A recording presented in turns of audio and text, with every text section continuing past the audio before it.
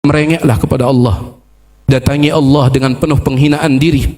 Datangi Allah dengan penuh perendahan diri. Sekali lagi, ibadah itu tentang inkisar, merendahkan diri, bukan tentang ibtikhar, bukan membanggakan diri.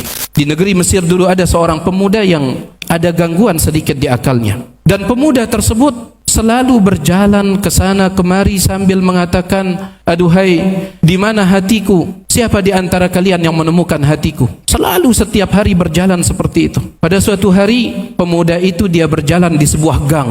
Tiba-tiba dia mendengar seorang anak kecil menangis, dipukul oleh ibunya. Ibu anak itu sedang marah. Dia pukul anaknya sampai anaknya menangis. Ibu itu bahkan mengeluarkan anaknya dari rumah dan langsung menutup pintu. Di luar rumah anak itu menangis, dan anak itu melihat ke kanan dan ke kiri. Dia tidak tahu mau pergi kemana. Wa aina yaqsid, hendak menuju siapa? Ketika anak itu tidak tahu harus pergi kemana, menemui siapa, maka anak itu kembali mendekat ke pintu yang baru saja ditutup oleh ibunya. Lalu anak itu mengatakan, ya ummah, wahai ibu, siapakah yang akan sudi membukakan pintunya untukku jika engkau sendiri ibuku menutupkan pintunya untukku? Ya ummah, wahai ibu, siapakah yang akan mendekatkanku kepada dirinya kalau engkau sendiri ibuku menjauhkanku darimu? Ya ummah, wahai ibu, siapakah yang akan meridhoiku jika engkau sendiri ibuku murka kepadaku? Ibunya di dalam rumah mendengar suara anaknya seperti itu. Ibunya itu langsung mengintip dari lubang pintu, dan dia melihat seorang anak yang sedang merengek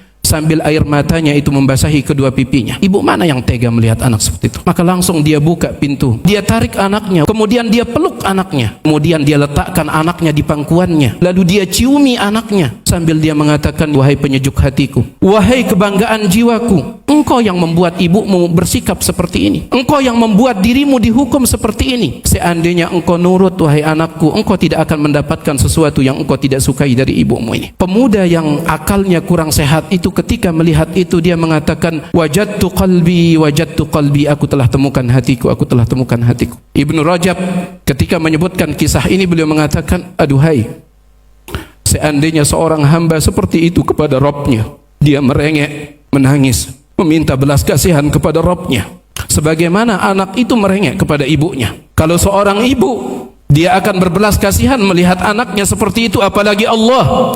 Nabi SAW dalam hadis Bukhari Muslim mengatakan, lallahu arhamu bi'ibadihi min hadhihi biwaladiha.